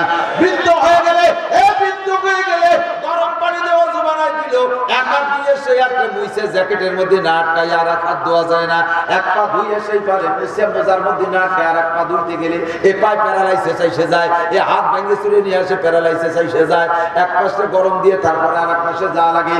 আর তুমি এখন যৌবন কাল আছে, শেষ রাত্রি উঠে তুমি ঠান্ডা পানিতে ওযু গোসল কইরা গায়ে কিছু না দিও, তুমি বাতাসের মধ্যে দাঁড়ায় দাঁড়ায় তাহাজ্জুদের নামাজ পড়তে পারো, সকাল 9টার গোসলের ওযু দিয়ে তুমি ইচ্ছা করলে ইশার নামাজ পড়ে শুইতে পারো। আর বুড়ো হয়ে গেলে এক ওয়াক্তের ওযু দিয়ে এক ওয়াক্তের নামাজ পড়া যায় না, ওযু বানায় সুন্নত পড়ছে বের হয়ে চলে আসছে, কাকা কি খবর? কয় বাবা ওযু রাখতে পারতেছি না, বাইরে যে পেশাব করে ওযু বানাইয়া ফরজ পড়ার সঙ্গে সঙ্গে সালাম ফিরে মুনাজাতের আগে বের হয়ে চলে আইছে। কি কাকা আর পড়বেন না? কয় বাবা পড়বো তো, কিন্তু ওযু রাখতে পারতেছি না, বাইরে যে আবার পেশাব করে ওযু বানাইয়া আবার যে বাকি 2 রাকাত সুন্নত পড়া লাগে, এক ওয়াক্তের ফরজ আর সুন্নত পড়তে তার 3 বার ওযু করা লাগে, এরকম হয়ে যায় মানুষ বৃদ্ধ হয়ে গেলে। শাবাবা কাকামলা হারামিক যৌবনকে যে মূল্যায়ন করে বার্ধক্য আসার আগে। 2 নম্বরে সিহাতাকা কাবিলা সুকুমিক, সুস্থতার মূল্যায়ন করো অসুস্থতা আসার আগে। আমি আপনাদের সকলের কাছে জিজ্ঞেস করি আপনারা কেমন আছেন? আলহামদুলিল্লাহ। কেমন আছেন? আলহামদুলিল্লাহ। আলহামদুলিল্লাহ ভালো আছি। কেউ হয়তো কইতে পারেন হুজুর আমি ভালো নাই, ডায়াবেটিস, আমি ভালো নাই, শ্বাসকষ্টে আছি, আমি ভালো নাই হুজুর আমি স্ট্রোকের রোগী, আমি ভালো নাই আমার গ্যাসের সমস্যা, আমি ভালো নাই আমি হার্টের রোগী, আমি ভালো নাই আমি অ্যাজমার রোগী, আমি ভালো নাই প্যারালাইসিসের রোগী। তারপরেও আপনি ভালো আছেন, আপনি ভালো আছেন কি আছেন না এইটা আপনি জবাব দেবেন আপনার ওই রোগের আরেকজনের দিক তাকাইয়া। আপনি প্যারালাইসিসের রোগী তবুও মাঠে আছেন, আরেক প্যারালাইসিসের রোগী ঢাকা 250 বেড ঢাকাতে বলা হয় জেনারেল হাসপাতালের ভিতরে জীবনের শেষ নিঃশ্বাসের অপেক্ষায় ঢেকরাইতেছে। আপনি স্ট্রোকের রোগী এ তবুও মাঠে আসছেন, আর একজন স্ট্রোকের রোগী মরণের অপেক্ষায় আছে। আপনি ডায়াবেটিসের রোগী তারপরে এখানে এসে বসে আছেন, আর একজন ডায়াবেটিসের রোগী তার জীবন যায় যায় অপেক্ষায় আছে। সেই সমস্ত রোগীদের চাইতে আমরা ভালো না মন্দ? ধরে বলেন আলহামদুলিল্লাহ। তাহলে মারাত্মক রোগ আসার আগে সুস্থতারে কাজে লাগান, এইটা আপনার পজিটিভ, আপনি নেগেটিভ আসার আগে কাজে লাগান। অসুস্থ হলে কিছু করা যাবে না, কিন্তু মানুষের স্বভাব হলো সুস্থ যখন থাকে তখন আল্লাহরে মনে থাকে না, যখন বিপদে পড়ে রোগী হয়ে যায় সেই সময় মনে করতে চায়, কিন্তু সে সময় মনে করার কোনো সুযোগ থাকে না। ঠিক কি না? এরপরে যদি কেউ নামাজ কালাম পড়ো, কয় যে হুজুর কিছু আকাম কুকাম চলতেছে, এগুলো ঠিকঠাক করে এসে একবারে আকামের থেকে ভালো হইয়া শেষে নামাজ পড়বে। চিন্তা করতে পারেন কত বড় নির্বোধ। এই একজনের কয় কি যাই তুই একটু ডাক্তার দেখা, একটু সুস্থ হয়ে নেই তারপরে ডাক্তার দেখা, ডাক্তার দেখা, তুই যেভাবে অসুস্থ একটু ডাক্তার দেখা, একটু সুস্থ হয়ে নেই তারপরে ডাক্তার দেখা। তো সুস্থ হলে ডাক্তার দেখাবো কি? ডাক্তার দেখাবো তো সুস্থ হওয়ার জন্য, আরে নামাজ পড়বা তো তুমি ওই আকাম থেকে ফিরে আসার জন্য। নামাজে আকাম থেকে ফিরায়, কথা বলেন ঠিক না? সবাইকে বললাম না, শুধু লুকমা সারি দিয়ে চলে গেলাম। 2 নম্বর হলো সিহাতাকা কাবিলা সুকুমিক। 3 নম্বরে ফেরাগাকা কাবিলা সুকুলিক। এ আমরা এখন যে অবস্থায় আছি ঝামেলা মুক্ত আছি, ঝামেলা মুক্ত টাইমটারে ঝামেলা আসার আগে কাজে লাগাও। এর চাইতে ঝামেলা মুক্ত হয়ে একবারে আল্লাহর দরবার কায়দা মতো ধরা, ওই সুযোগ তুমি পাবা না। নতুন নতুন নিউ ঝামেলা প্রতিদিন আসতেছে, কথা কোন ঠিক ঠিক না? গতকাল যে পরিমাণ ঝামেলা ছিল আজকে তার চেয়ে বেশি আছে, আগামীকাল তার চেয়ে বেশি আসবে, তারপরে দিন তার চেয়ে বেশি আসবে। রোজানারও ঝামেলা আসতেছে। তবলিগের যদি ডাক আসে তুমি ঝামেলার লাথি মারো, এক্ষুনি তুমি তবলিগে নেমে পড়ো। ও দোস্ত, যদি নামাজের ডাক আসে আযান দিলে তুমি এক্ষুনি চলে যাও, ঝামেলা মুক্ত হয়ে তুমি নামাজ পড়তে পারবা না। তোমার এইটাই ঝামেলা মুক্ত টাইম, কথা বলেন ঠিক কি ঠিক না? দিন শিখার সুযোগ, তুমি ঝামেলা মুক্ত আছো, এক্ষুনি ঝামেলা ছাইড়া দিয়া এই যতটুকু ঝামেলা আছে এর মধ্যে তুমি কাজ কইরা ফেলো। দোস্ত রে, এর চাইতে ঝামেলা মুক্ত দুনিয়ায় কোনোদিন হইতে পারবা না। 4 নম্বরে হলো ওয়াকিনা কাতাবলা ফাকরি। হে আমার যুবক ভাই, আমার পয়সাওয়ালা বাপ ভাইরা যাদেরকে আল্লাহ যতটুকু অবস্থানে রাখছে সে শুকর আদায় করেন, বলেন আলহামদুলিল্লাহ। আপনার অর্থনৈতিক অবস্থায় কেমন আছেন? আলহামদুলিল্লাহ। শুকরের সুর ভালো না? আলহামদুলিল্লাহ। একটু জোরে বল আলহামদুলিল্লাহ। সুখের সময় আলহামদুলিল্লাহ, দুঃখের সময় আলহামদুলিল্লাহ। পয়সা থাকলেও আলহামদুলিল্লাহ, না থাকলেও আলহামদুলিল্লাহ, কমপক্ষে আমি অঙ্গ প্রত্যঙ্গ আমার সুস্থ আছে। আমি ইচ্ছা করলে ভ্যান চালাইতে পারি, ইচ্ছা করলে রিক্সা চালাইতে পারি, আমি মৌলানা ইচ্ছা করলে আমি গার্মেন্টসের চাকরি করতে পারি, আরে যে কোনো কাজ আমি করতে পারি। কমপক্ষে কিছু না পারি রাস্তার পাশে যাইয়া ওই যে কন্ট্রাক্টরের সাথে যোগাযোগ করে ইট ভাঙা কাজটা করতে পারি। তাতে যদি 300-400 টাকা পাই, তাহলে আমি কেমন আছি? আল্লাহ কাছে যে অবস্থায় আছে অর্থনৈতিক অবস্থা, ওইটারে কাজে লাগাও। তুমি মেলা বড় লোক একেবারে জন্মের দিয়া দিবা, আল্লাহ যদি আমার 100 কোটি টাকা দেয়, আমি 50 কোটি টাকা আল্লাহকে দিয়ে দেবো। আল্লাহকে তোমার আমি কোনো দিনও দেবো না, কাজে তোমার দেওয়া সম্ভব হয়। তোমারে 100 কোটি টাকা না 50 কোটি টাকা দিবা, এর প্রমাণ একটু দেখাও। আল্লাহ কি দিয়ে দেখাবো? তোমার পকেটে আজকে কি 100 টাকা আছে? তা তো তুমি তো 50 টাকা দিয়ে দেখাও। বললাম তুমি যদি দিতে না চাও, আল্লাহ পাক তার নিজের কয় টাকা রাখতে দেওয়ার কায়দা আছে আল্লাহর কাছে, আছে না নাই? কথা বলেন আছে না? এক ভদ্রলোক রাস্তা দিয়ে হাঁটতেছে, পকেটে পয়সা নাই, চিন্তা করতে আল্লাহ কত দূর যাবো, এটি আর কত দূর যাবো, যদি 5 টাকা পাইতাম তাহলে একটু ভ্যানে যেতাম। তো 5 টাকা সত্যি পাইছে রাস্তায়, পাইয়ে ভ্যানে উঠে কত দূর গেছে, ভ্যানের জায়গা মানে রাস্তা শেষ হয়ে গেলে কাকা নাম হয়েছে, তোমার পয়সা যায় আমি যাবো সেই কোন জায়গায় তুমি আল্লাহ তুমি 100 টাকা দাও, তোমার 10 টাকা দাও। আর আপনি তাহলে এর মধ্যে দেখে যে 1 মোলা টাকা ফেলানো উঠে গুনিয়ে দেয় যে 90 টাকা। তুমি এত অবিশ্বাস করলে তোমার 10 টাকা কি দেবে? তোমার 10 টাকা এই দিবে। আল্লাহকে আমার 10 টাকা আমি রেখে দিতে পারি, পারি কি পারে না? আপনাদের শহর অঞ্চলে আমি বলে বুঝাইতে পারবো কিনা জানি না, আমাদের গ্রাম অঞ্চলে মানুষে মাদ্রাসায় ধান কালেকশন করে। বহু মহিলারা ধান কালেকশনে গেলে চিটা ধান দেয়, মাটিয়ে ধান দেয়, আগালে ধান দেয়, নষ্ট ধান দেয়। তালবিয়ালিরা নিজেরা ওই ধান দিয়ে খায় না, মাদ্রাসায় জমা দেয়। তবে খারাপ ধান দিলে কালেক্টর কিন্তু কষ্ট পায়, মনটা বড় খারাপ লাগে। ওই ভারাক্রান্ত হৃদয় নিয়ে মালিকের কাছে অভিযোগ করে চলিয়া যায়। আল্লাহ কহে মহিলা, সিটে ধান দিলে কেমন লাগে, সিটে ধান দিলে কেমন লাগে তুই তো বুঝলি না, তোরে আমি আগামীবার বুঝাই দেব। আগামী বছর আসতে দে, আগামী ধান কাটার সময় আমি শিখাইয়া দেব, বুঝাই দেব সিটে ধান দিলে কেমন লাগে। ধান যখন বাইল বের হয়েছে, শীষ বের হয়েছে, এখনো চাউল আসে নাই। হালকা একটা বাতাস আসলে ধানের ফুল পড়ে গেলে ধান চিটা হয়ে যায়। এবার হালকা একটা বাতাস দিচ্ছে, মাত্র 2 মিনিটের একটা বাতাস, 2 মিনিটের বাতাসে সব হাতের সমস্ত ধানের ফুল পড়ে গেছে, ধান সব চিটা হয়ে গেছে। কাইটা নিয়ে বাড়ি মারাই করছে, যারা পোষা করে দেখে মাত্র 2 মণ হয়েছে, আর 30 মণ হয়েছে সিটা। লম্বা একটা হাইছে রেখে, আল্লাহ তুমি এইভাবে হাতে পায়ে কেটে দেখলি, আল্লাহ তার সিটে ধান দিলি কেমন লাগে তোরে বুঝানোর জন্য। গতবার আমার মৌলবীরে সিটে ধান দিয়েছিস, আমি তোরে বুঝাই দেওয়ার জন্য এবার হালকা 2 মিনিটের একটা বাড়ি দিয়ে সিটে ধান তোরে দিয়ে বুঝাই দিলাম। ও বান্দা, গরিব হইলে ভিক্ষে করলে যে কেমন লাগে তুমি বড় লোকরা বোঝো না। আব্বা আমার আল্লাহ বলেন, ওয়া আম্মা সাইলা ফালা তানহার ওয়া আম্মাল ইয়াতীমা ফালা তাকহার ওয়া আম্মা সাইলা ফালা তানহার। ভিক্ষুক যখন তোমার কাছে আইসা চায়, ধমক দিয়ে তাড়াই দিও না। ফকির যখন তোমার কাছে চায়, ধিক্কার দিয়ে তাড়াই দিও না। এতিমরা যখন তোমার কাছে আইসা কিছু চায়, তুমি তাদেরকে ধমক দিও না। তুমি আব্বা হিসেবে বেঁচে আছো, তোমার সন্তানদের চাহিদা তুমি পূরণ করতেছো। তুমি যদি কোনো এতিমরে ধমক দাও, আল্লাহ তোমারে নিয়ে যাবে, তোমার ছোট ছোট বাচ্চাগুলোকে এতিম বানায় তাদেরকে দাঁড়ে দাঁড়ে ভিক্ষা করাইতে পারে। কথা বলেন ঠিক কি ঠিক না? নিজের সন্তানদের দিক তাকাইয়া জীবনে কোনোদিন এতিমরে ধিক্কার ধমক দেবেন না, ভিক্ষুকরা কখনো তাড়াই দেবেন না।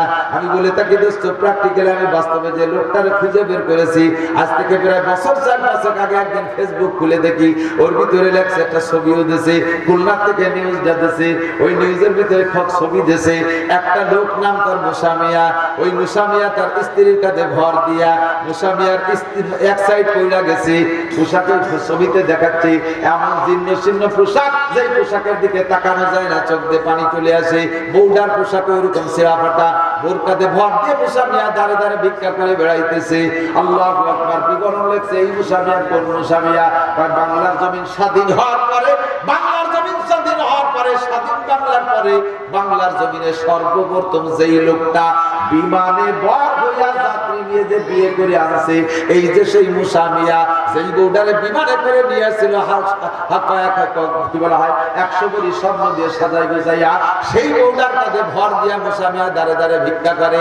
কুলিল্লাহুম্মা মালিকাল মুলকি তুতিল মুলকা মান তাশা ওয়া তানজিউল মুলকা মিম্মান তাশা ওয়া তুইজ্জু মান তাশা ওয়া তুযিল্লু মান তাশা বিয়াদিকাল খায়র ইন্নাকা আলা কুল্লি শাইইন কাদির।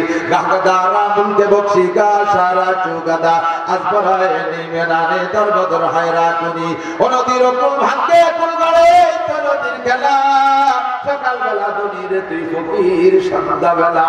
এ কাম আমার আল্লাহ করতে পারে কি পারে না? এই জন্য গেদা আটা কাবলা পাকরে সবাই না টাকা দিতে পারলাম না। 4 নম্বর কাজটা আপনার পজিটিভ আছে, আপনি ধনী আছেন, 10 টাকাও যদি পকেটে থাকে আপনি ধনী আছেন। আগে একদিন দেখি একটা ফকির শুয়ে শুয়ে ভিক্ষা করতেছে, ফেসবুকে আপনার প্রত্যেকে সংগ্রহ করে ছাইড়ে দেয়। মাঝে মাঝে একটু ফেসবুক দেখি যে একটা ফকির শুয়ে শুয়ে ভিক্ষা করে, আর একটা হাঁটা ফকির খোড়া হাঁটতেছে, কিন্তু একটা এক পা খোড়া, ওই খোড়া ফকিরটা শোয়া ফকিরে ভিক্ষা দিচ্ছে। চিন্তা করলো, আরে আমি যদি ভিক্ষা করি তা আমি তো একটু হাইটে ভিক্ষা করতে পারি, ও তো শুয়ে ভিক্ষা করে, আমার মতো সব টাকা চাইতে পারে না, কাজে আমি তার চেয়ে ভালো আছি। কতক্ষণ ঠিক ঠিক না? এই যে মনে করে শোয়া ফকিরে হাঁটা ফকিরে ভিক্ষা দেয়, আপনার কাছে যখনই যে অবস্থায় যা কিছু থাকবে ওইটারে কাজে লাগান। অনেক বড় শিল্পপতি হয়ে কিছু করে দেবেন, আল্লাহ আপনাকে সুযোগ নাও দিতে পারে। কাজেই যে যে হালাতে আছে সেই হালাতে রাজি আছেন না ইনশাআল্লাহ? একটু খেয়াল করতে হবে। আমরা মাদ্রাসা করি, কওমি মাদ্রাসা, সরকার আমাদের 4 পয়সাও দেয় না। সরকারের ধন্যবাদ জানাই, থ্যাংক ইউ জানাই, সরকারের কপালে চুমো খাই। আমরা মৌলবীরা বস্তা বস্তা লেখাপড়া করছি, আমাদেরকে কেউ করে দিয়ে শিক্ষিত বলে কয় না, কারণ আমাদের নামে সার্টিফিকেট নাই। আমরা সার্টিফিকেট বিহীন। আমরা মাদ্রাসার বক্তারা মাঠের স্টেজে বসে বয়ান করি, আমাদের সামনে 16টা ছাত্রের মতো বৈশা থাকে, doctor, engineer, professor, principal, DC, OC, TNO, MP, মন্ত্রী পর্যন্ত আমার সামনে বসে আমার অশ্ব নেওয়ার মাঝে মাঝে কথাগুলো নোট করে। তাহলে আমি তার উস্তাদ, আর অন্য সবাই আমার ছাত্র। আমি উস্তাদ হয়ে আমার সার্টিফিকেট নাই, আর আমার ছাত্রের সার্টিফিকেট 3 বস্তা। ছাত্র সার্টিফিকেটের বস্তা বয়ে দিত, আর আমি উস্তাদের একটা নাই। এই অপমানিত থেকে উঠে আসার জন্য মাত্র আমরা সরকারের কাছে সার্টিফিকেট চাইতে, সরকার দিয়ে দিয়েছে, সার্টিফিকেট দিয়েছে, সে সার্টিফিকেট দিয়ে পানি খালি পেট ব্যথা সারে না, কারণ ওটা সার্টিফিকেট হয় না। কিন্তু দোস্ত, আমাদের সরকার আল্লাহ আর আমাদের দানবীর মন্ত্রী আপনারা যে যেখানে আছেন সেই মন্ত্রণালয় থেকে, আপনি মুদি দোকানের ব্যবসা আছেন, আপনি মুদিমালের মন্ত্রণালয়, আপনি ছোট একটা চাকরি করেন ওখানের মন্ত্রী আপনি ক্ষেত কামার করেন ক্ষেতের মন্ত্রী আপনি শিল্পপতি শিল্পনগরীর মন্ত্রী, আপনি যে যেখানে আছেন সেই জায়গা থেকে আমার এই এতিম গরিব মাদ্রাসার ছাত্রদের দিকে একটু দৃষ্টি রাখতে হবে। পারা যাবে তো ইনশাআল্লাহ? আমি চাইতে দিতে পারি না, বলতে দিতে পারি না, কালেকশনের সিস্টেম জানি না। এরপর আমার টাইম বাড়িয়ে চলে গেছে আরো 20 মিনিটের বেশি। আমার আর এক জায়গায় যাই 7 মিনিট সময় নাই আমার। অল্পক্ষণের ভিতরে আপনাদের কাছে দাবি করি, এই মাদ্রাসায় বোর্ডিং, একা গ্রামাঞ্চলে লজিং সিস্টেম আছে, লজিং আছে। আমার মাদ্রাসায় 350-400 ছাত্র, তার অর্ধেকের বেশি লজিংই থাকে, বাড়ি বাড়ি থেকে খেয়ে আসে, আর অর্ধেক বোর্ডিং এ থাকে।